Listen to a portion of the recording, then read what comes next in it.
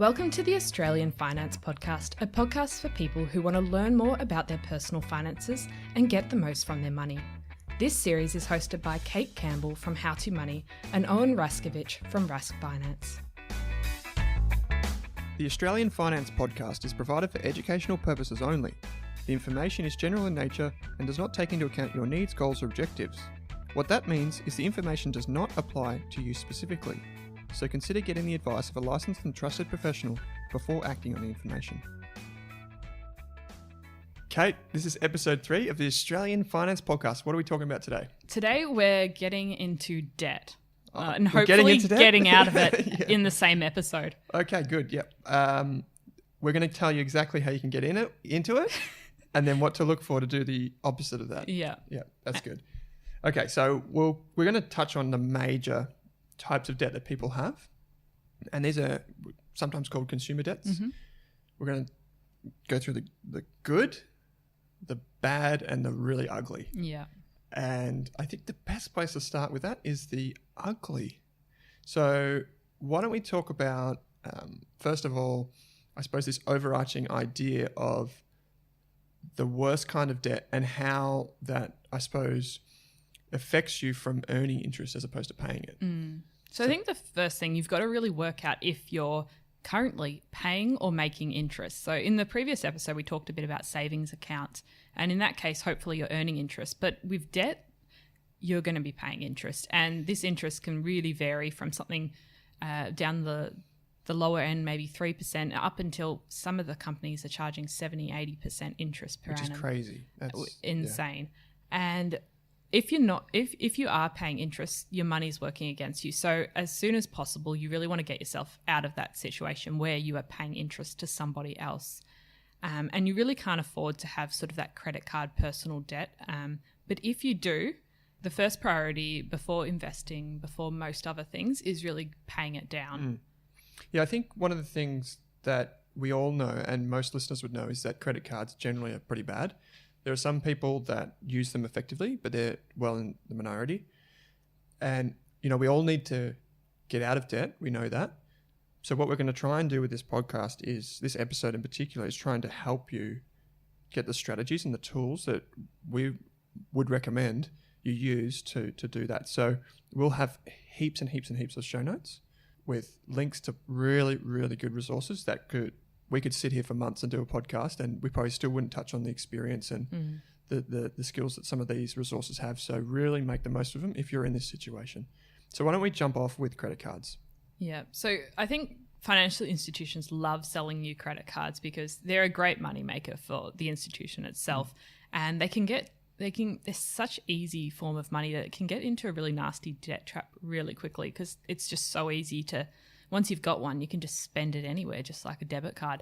And they might entice you in with no annual fees for the first year or a great points deal, which I can say I have been enticed in myself. But it's usually the interest payers. So the people that are in credit card debt are subsidizing it for the people that are paying it off every month and getting the great deals. So once you do, if you do have a credit card, it's important to, I guess the first step often people say is cut up the credit card. And if you can't cancel it straight away, you focus on attacking that debt. And whether that is through using the budgeting method we talked about before and using that 20% of your income to aggressively pay down that debt every month, or picking up some extra work or selling some things to just really focus on kicking out that debt. It's really important to sort of get rid of that credit card as quickly as possible if you are in credit card debt. Absolutely. One of the things that I noticed, so my partner, we had a credit card that we could use overseas because this is before some of the really new age and I suppose nimble online banks that we have here in Australia existed, and well, not existed, but just became popular. And when she traveled abroad, she used a credit card because it had no transaction fees and all the rest of it. And then we ring up and try and cancel it.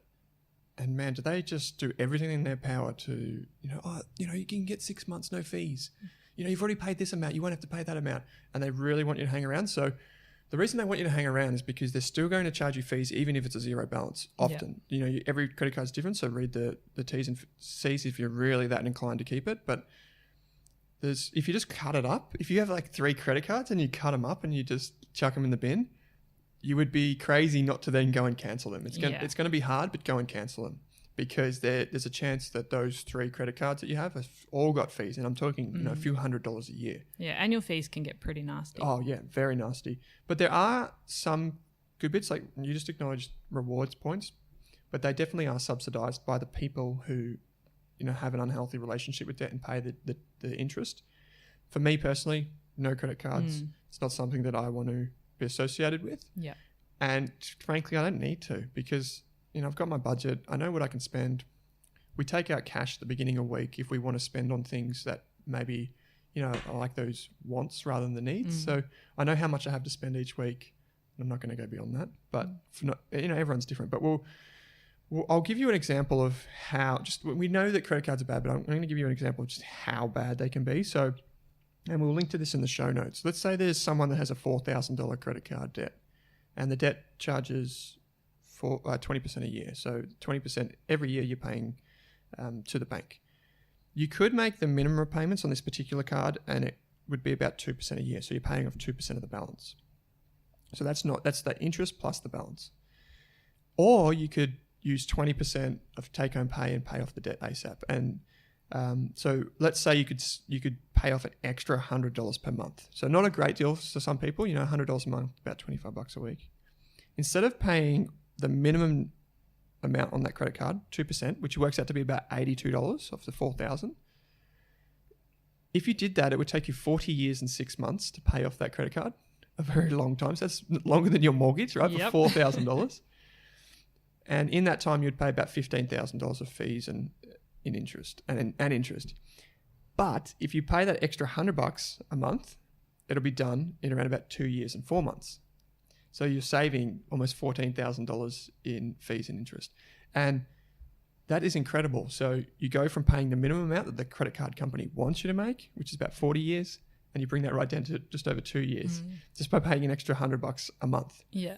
So if you have your budget and you have that 20% tucked away, you can use it to really good effect. It might not be gone tomorrow or the next day, but it'll be gone soon enough. Yeah, and paying off extra off your credit card is really a decision you have to come to on your own, because the bank is not going to incentivize you to do this, because you're their favorite customer if you're taking 10 years to pay off your credit card debt, because they make so much money from you in interest. So they have no incentive to get you to cut up your credit card, and they're happy for you to keep it going for a long time. So it's something you have to come to terms with.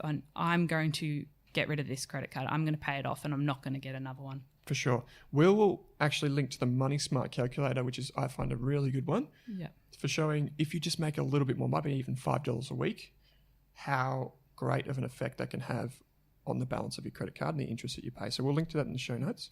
And another side effect of cutting up your credit card is suddenly all those regular recurring direct debits you had that companies love to set up on your credit cards, suddenly they can't pull the money out. So that they're suddenly sending you emails going, update your payment details. And it's a good opportunity to clear out some of those recurring direct debits that you're not using. That's a really good point, that you might have signed up for something many months ago that you've almost forgotten about, and it might be $5 or $10. Yeah.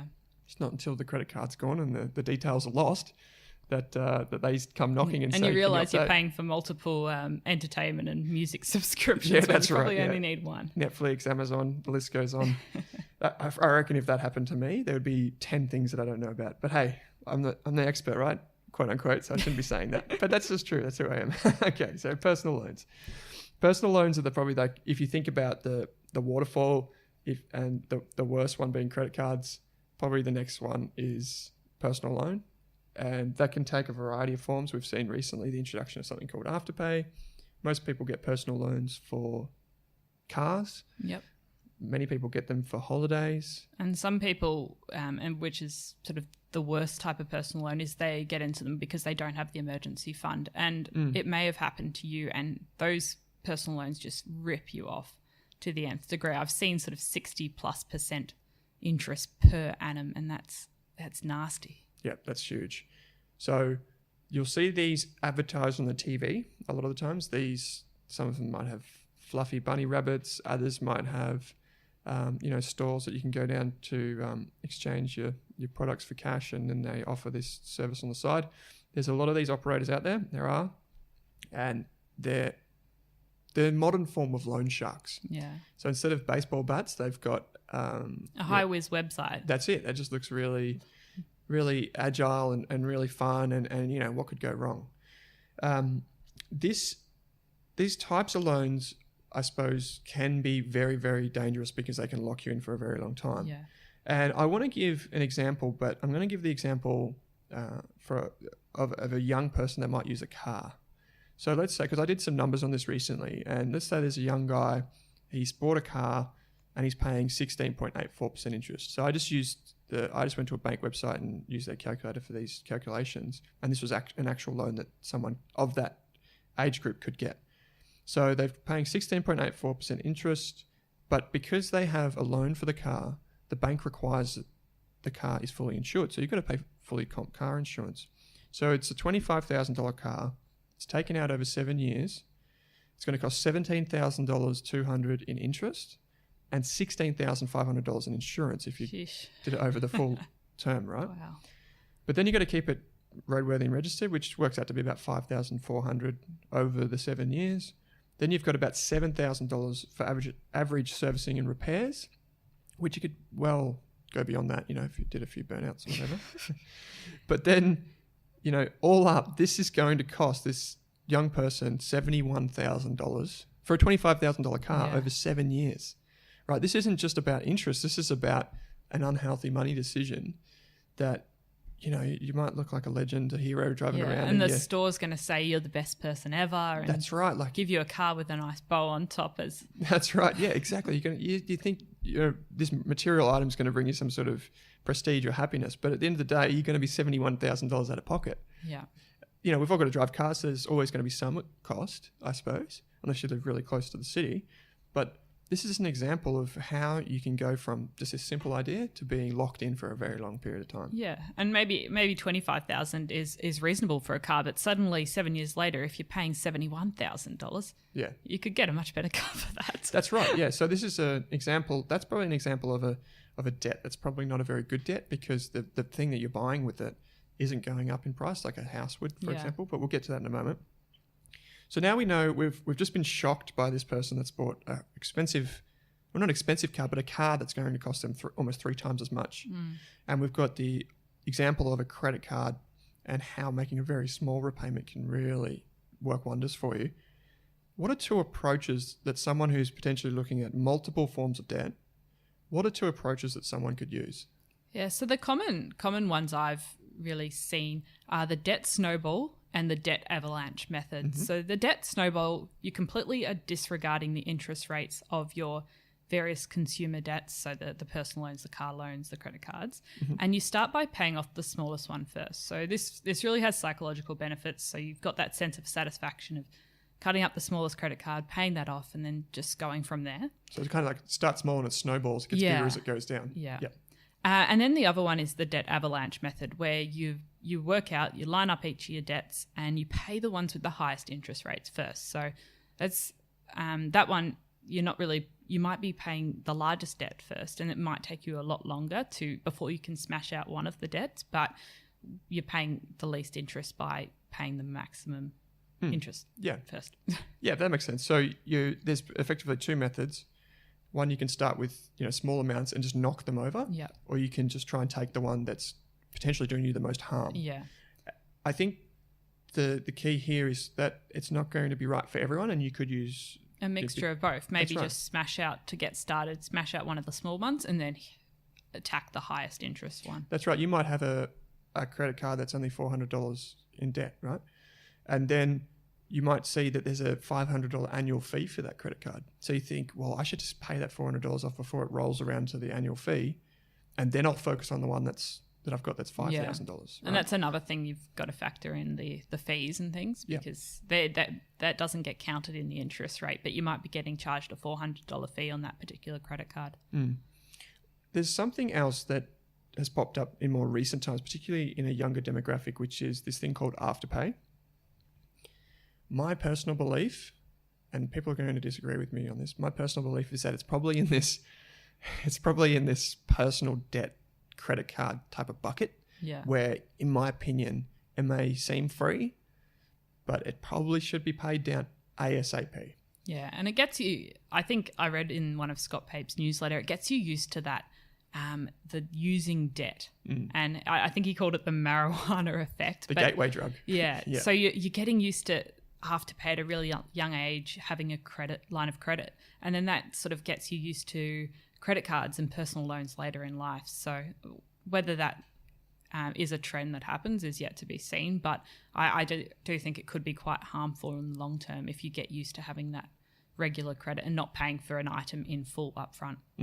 While you mentioned Scott Pape, we should plug his book. I think it's called The Only Money Guide You'll Ever Need. It's a really good book and handles a lot of these issues around personal finance. So it's well worth the $25. But yeah, Afterpay is one of those things where, yes, in and of itself, it might not be the worst thing in the world, but it's forming bad habits. And we talked about in the last podcast about, having those habits too light to be felt until they're too heavy to be broken. Yeah.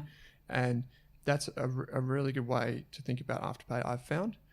I know some shareholders who will firmly disagree with me and say it's a good thing. Yeah. But I'm going to flat out disagree with that. Yeah. Okay. So we've been through the two major types of debt, which are personal loans and credit cards.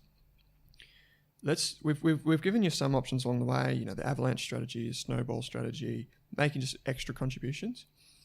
You referred to 20% earlier on. What was that 20% that you mentioned? So the 20% was the part of your budget that you're saving in that previous episode when we did the 50, 20, 30 method. And when you're starting to pay down this debt, instead of putting that 20% towards savings, once you've built your emergency buffer, you're probably going to want to aggressively pay down this debt. So I guess the first step is to work out what you are currently making and then what you're currently spending. And that gap is what you can use to pay down your credit card. And while you're paying down these nasty debts, charging you sort of 30, 40% interest rates, it's important to increase that gap as much as possible. And if it is a negative number and you're currently just going into more debt, how can you halt that flow of debt? And one of the options is speaking to a financial counselor. So if you have gotten yourself into one of these situations for any reason, financial counselors, we've linked to in the show notes, are a really good resource because they have so much expertise in this area and they can really show you how you can get out of this situation, tell you what your rights are in this situation, and help you get out of it. Sometimes they can even call the credit card company for you, I believe right? they can advocate for you on your behalf to the credit card companies, the banks. And I think that's so important. If you already feel overwhelmed by money, having someone that and this is free, right? Yeah. We didn't emphasize that, but this is free. You can have someone that goes into bat for you and just, they're the one that's in the ring for you. They're, boxing on with the credit card company. Let them do it. If you're like me, I'm like, oh no, that's okay. Maybe I'll just have it for a little bit. No, this person will be there on your side to tell you that's wrong. I'll do it for you. And that can be such a helping hand, particularly just think about if you're a busy person, if you've got kids, if you're working full time, you might not have time to spend an hour on hold. Yeah, and these companies are only open during business hours. And if you don't have time. That's right. They know that. So they don't want to make it easy for you. So let someone like this do it. And this is as simple as it is. We've got a link in the show notes. You can click on that link. Then you can put in where you are and it will show you the nearest financial counselor and it'll have a phone number. That's how easy it is. So give it a shot. Yeah, so if you're in a situation, you're feeling overwhelmed, and if you have a debt collector knocking at your door or the electricity company's turning off the power, really seeing a financial counsellor could help you. There are so many ways that they could help. It's incredible, and it's free. So, for me being a money person, I'm kind of like, just do it. Yeah, just do it. It makes sense. Yep. So paying off debt, we've got some show notes, and one of the things that you've said is paying off debt isn't all or nothing. Yeah. So it might seem overwhelming right now, especially if you've got one of those horrible debts charging 60, 70% per annum, because your debt's probably doubling every 2 years or so. But it's about taking small actions to really improve your situation, and whether that be speaking to a financial counsellor, cancelling that credit card, aggressively paying down debt once you've worked out your budget. Taking these small actions will really help to improve the situation. And I guess the first thing to just do is really work out what your debts are and line them up, whether it be in order of size or order of interest, and work out how are you going to pay down this. For sure. Absolutely. It's just about putting some time aside, being prepared to be vulnerable. Yeah. And just giving it a crack and using the resources that we link to. And one of the things that we're going to link to is a thing called Good Shepherd as well. This is a website that you can go to, and it's a no interest loan scheme. We're not advocating that you go and get one of these loans, but it's well worth doing some investigating and understanding what they are, maybe calling someone and seeing, or reading some reviews and see what they say. But these are loans that we hope maybe don't take people for a ride. Yeah. And if you might not have your emergency fund, and you might get into a situation where your only choice is to get a loan. 100%. There are some options that aren't nasty loan sharks, such as Good Shepherd, that could help you from getting into a situation that it's going to take you years to dig yourself out of. For sure. And there's some other things that we'll link to throughout the series as well that's very similar to this. So when we get to insurance, we'll talk about those as well. But just refer to the show notes on the websites, and just follow the links. If you need help, they can always send us a question, right? Yeah, definitely. Yep. Okay, the next one that almost everyone has in Australia, especially if they're living the quote Australian dream. If you're living the Australian dream, you'll probably have a mortgage. Yeah. If you look at the graph, and being an investing guy, if you look at the graph over a very long period of time, you can see household debt is just creeping higher and higher and higher and higher and higher, in line with house prices virtually. So mortgages, for those who don't know, most people need a mortgage to get a house in Australia now because it's so expensive. One of the things that, if you're new to the housing market, that you may be required to pay by the bank is what's called LMI, or Lender's Mortgage Insurance.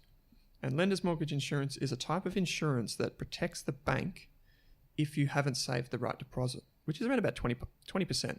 Or if you're a tradie, you don't have regular pay slips, and they think, oh, this guy might be a bit risky, might lose his job. Or if you're a freelancer and you don't, once again, have some sort of statement to show the bank, they might require you to get this type of insurance to protect them, not you. Now, here's my definition of Lender's Mortgage Insurance.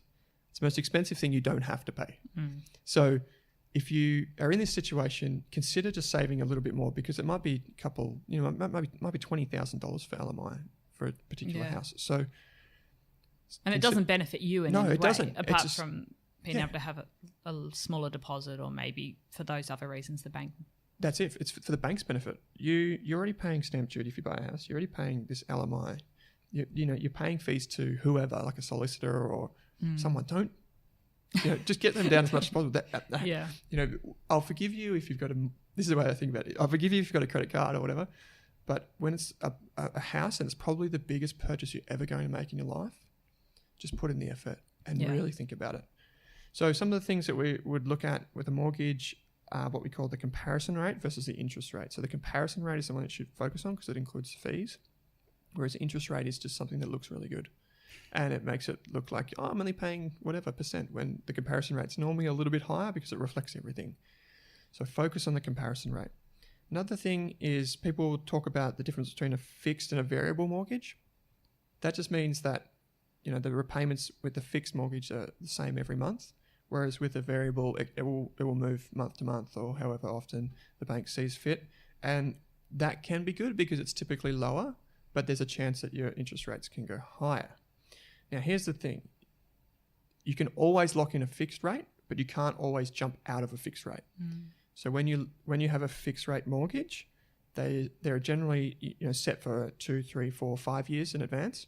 So you say, I want to enter a 3-year fixed rate mortgage, but then if you need to break it, or you want to break it after 18 months, the bank will normally charge you a fee to break it. So it's kind of one of those things where you can go fixed, but maybe do it when you have to, not when it just sounds convenient. Yeah. The final thing that I'll mention on mortgages is annual fees. So I don't have a mortgage, I rent. We'll get to this later on, I'm sure, but I prefer to invest in the share market. Yeah. And I was astonished that some banks charge $1,000 just to get a mortgage. Oh, wow. Before you've even paid interest. Yeah. And then they'll charge a yearly ongoing fee. And then there'll be fees associated with things like extras, so offset accounts, redraw facilities, having linked transactions. Like it's just endless. Yeah, it just adds up. That's right. But here's the thing about all of this stuff. You don't have to pay them. The difference between paying a higher interest rate and not could be $100,000 to $200,000 over the life of a loan. Yeah, wow. That's, or put another way, potentially years off your loan, just for going to one of the websites that we'll link to in the show notes and just comparing different options. It takes a few minutes. You could even give your current bank a call and say, I saw this rate on this website. What can you do for me? And just being really hard nosed and just being, this is what I think. Yeah. And if you don't do it, then I'm going to walk. Yeah. And they will meet you halfway at least. And you've got nothing to lose from trying at least. That's right. It's like one of those things where it's the risk reward is well in your favour. Just go for it. They're not going to suddenly cancel your loan just say because you're asking for a better rate. That's right. They're not going to say, well, you know what? We're going to take the house. They don't do that. So at least as far as I know. So anyway, that's my rant on mortgages. Yeah. What's the last one? Can you explain what HEX is? Yeah. So was it higher education contribution? Maybe. Something like that. Okay. Well, anyway, so essentially if you're undergoing tertiary education in Australia, you're going to, unless you've got the money to pay up front, or maybe a scholarship of some sort, you're paying HEX. And that's student loan. Yeah. So it's your student loan. And luckily, unlike America, where they have to go out and get a loan from a loan provider, it's a government system. So you just start, the government essentially says, you're saying an IOU. Yep. You've got to pay it back eventually, and it's usually through tax once you're making over a certain threshold. But you do have the option of paying it up front. At the moment, there are no incentives to pay it up front. And at the moment, the loan only goes up at inflation, which at the moment is... It's less than 2%. Yeah, so we've linked the ATO website so you know exactly what it currently is, because the government could change this at any time. It depends if they want to more student loan paid off quickly or that's right. It could get to a point where the government thinks, geez, we need to get these guys paying their loans back sooner, which they have done in recent years. They've brought down the amount of income you need to make before you start repaying, because there were some people that would get these loans and for one reason or another they would never repay them because they wouldn't earn above the limit. So the one thing with HEX is that it's probably, in my mind, the cheapest debt you'll ever find because it's only going up at inflation. Yeah. And if you can make more money, and this comes back to the question of, should I invest if I have debt? Yeah. And for me, it's, if you have, say, $1,000, if you have that money and you could be making 10% by investing it some way, but HEX is only going up at 1.7% or 2% or whatever it is, there's no point taking that money and putting it on your HEX because you're making more if you're investing. Yeah. It's the same with credit cards. You don't need to, I don't think, necessarily invest at 10% if a credit card's charging you 20%, because that's the most efficient use of your money. So, if you think about, people always, they get a bit envious, like, oh, I've got a credit card debt, but I want to invest. Well, actually, if you just pay off the debt, you might actually be making more money than an investor is. Yeah. So just do that. Yeah. Okay, so have we touched on all of the debts? Are there any...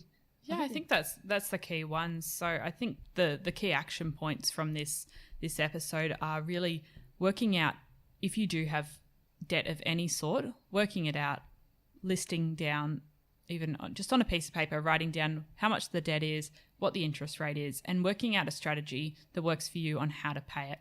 And if you do, if you are in a situation where you need some assistance with this, book in a call with one of the financial counsellors or call the National Debt Hotline, and we've put those links in the show notes below. So that could be a really important first step for you. Unfortunately, with this type of stuff, there's no easy answer. There's no one size fits all. Yeah. So it's just about just having the courage, trying to muster it up, and just taking a look at those bank statements to see what you're being charged, listing them all down and going from there.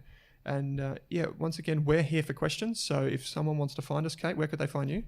Find me on Twitter and Instagram at HowToMoneyAustralia and www.howtomoney.online. Yep. And I'm Owen from Rask Finance. So you can find me on Twitter at Owen Rask, or you can visit the raskfinance.com website and we'll be able to answer your questions and get some feedback from you for future talking points. So that's another episode of the Australian Finance Podcast done. Thanks for joining me, Kate. Thank you for listening. Yeah. Thanks, guys. We'll see you soon.